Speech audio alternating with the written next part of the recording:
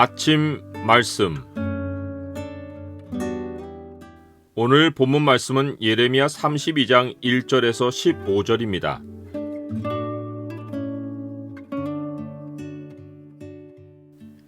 오늘 본문을 소망의 창으로 보면 하나님이 어떤 방식으로 장래 소망을 주시는지가 보입니다. 소망의 창을 보여주는 구절은 32장 15절입니다. 만군의 여호와 이스라엘의 하나님께서 이와 같이 말씀하시니라. 사람이 이 땅에서 집과 밭과 포도원을 다시 사게 되리라 하셨다 하니라. 본문의 상황은 유다가 멸망하기 약 1년 전입니다. 바벨론은 쳐들어와서 예루살렘을 포위하고 토성을 쌓았습니다. 그런데 애굽이 개입한다는 소문에 애굽을 두려워하여 잠시 물러났습니다.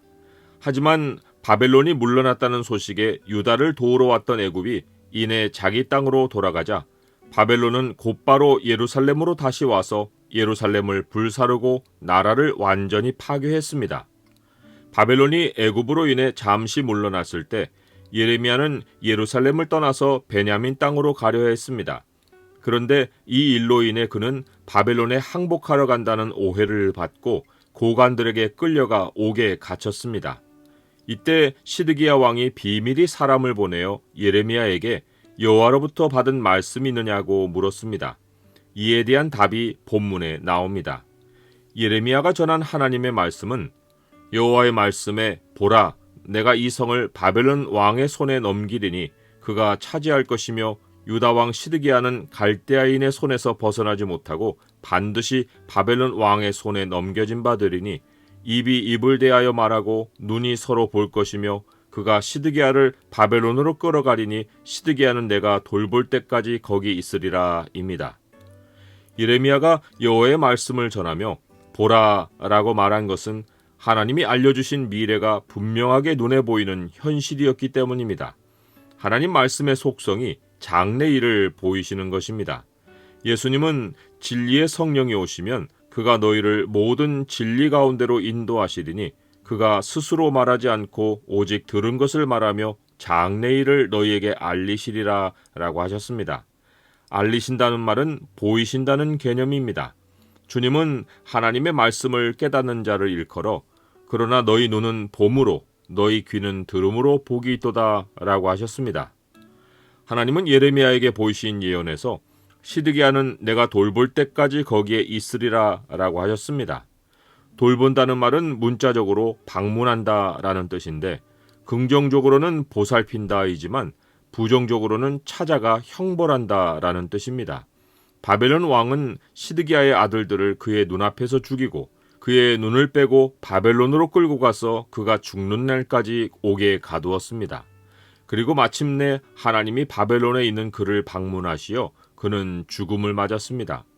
하나님과 아무리 무관하게 살려고 해도 모든 인간은 하나님이 방문하시는 날을 맞습니다. 고난 가운데 하나님의 방문을 받는 자는 하나님의 돌보심을 받아 구원을 얻고 죄악 가운데 하나님의 방문을 받는 자는 죽음의 형벌을 받습니다. 궁극에는 하나님이 모든 인류를 방문하여 심판하실 것입니다. 사도 베드로는 이 방문의 날을 오시는 날이라고 말했습니다. 예레미야가 비밀리에 시드기야에게 전한 여호와 하나님의 결정적 말씀은 너희가 갈대아인과 싸울지라도 승리하지 못하리라 하셨다입니다. 시드기야 왕은 자기가 원하는 말을 듣지 못하자 예레미야를 다시 가두었습니다. 하지만 고관들의 옥으로 돌려보내지 않고 선처를 베풀어 시위대 뜰에 가두었습니다. 예레미야는 오히려 이 옥의 갇힘으로 인하여 성중에 떡이 떨어질 때까지 매일 떡 한 개씩을 얻을 수 있었습니다. 성이 바벨론에 포위되어 길거리에는 굶주려 죽는 사람들이 많았는데 하나님은 오히려 예레미야를 왕의 감옥에서 보호하셨습니다. 하나님이 우리를 돌보시는 방식은 우리의 생각과 완전히 다릅니다. 우리는 우리가 원하는 방식으로 일이 일어나지 않으면 잘못된 길로 가고 있다고 염려하거나 불평합니다.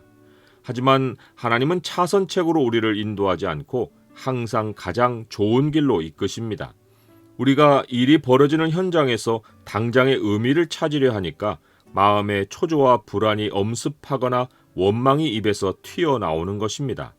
잠시라도 하나님 앞에 찾아가 하나님의 뜻을 새길 시간을 갖고 기도하고 인내로 진행되는 일을 지켜보면 모든 것이 감사할 일밖에 없음을 깨달을 수 있습니다.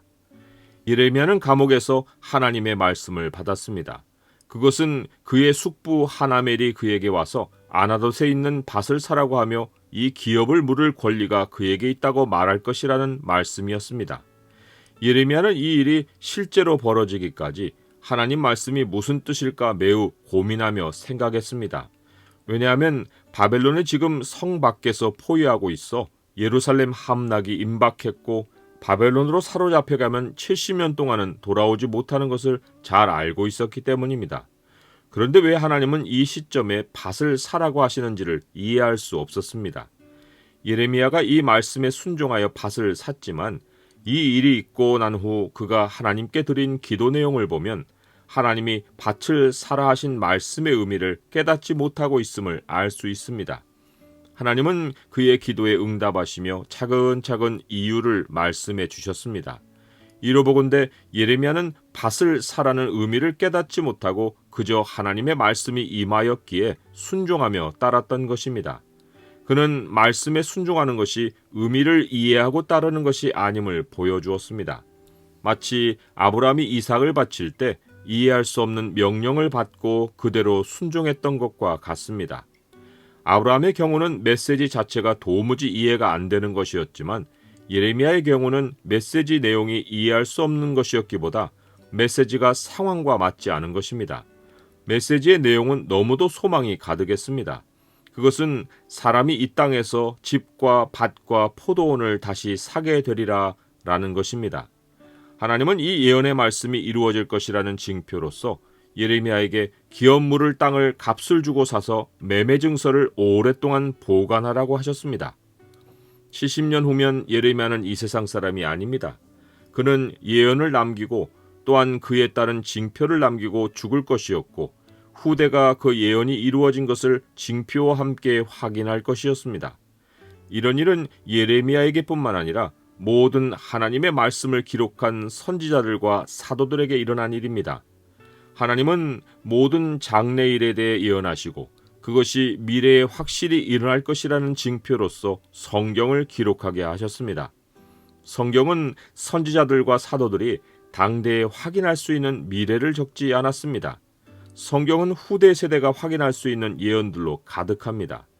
예를 들어 예수 그리스도는 육신으로 땅에 찾아오시기 전에 선지자들에게 영으로 먼저 찾아가셔서 장래에 자기에게 일어날 일들을 알려주시고 그것을 기록하게 하셨습니다.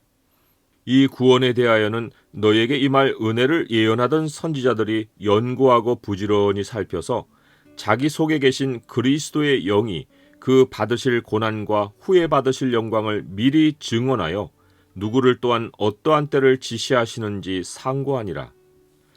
그 선지자들은 그리스도가 증언하신 말씀을 이해하지 못했고 그저 깊이 생각할 뿐이었습니다.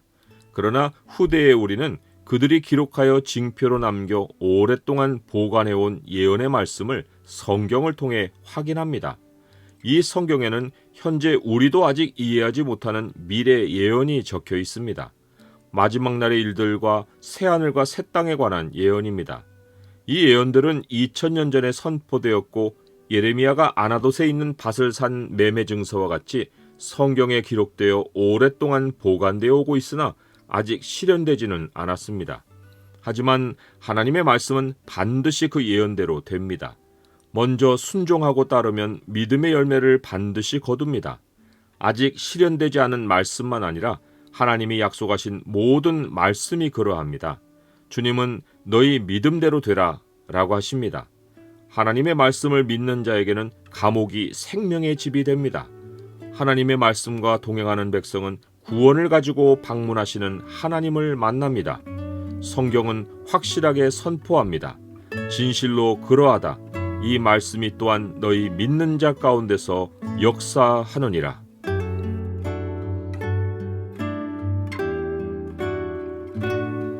주님, 저의 눈을 멀리 떠서 장래를 보게 하옵소서.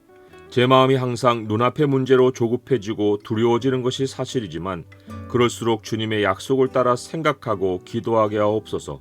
항상 장래의 평안을 주시는 주님을 믿습니다. 예수 그리스도의 이름으로 기도드립니다. 아멘.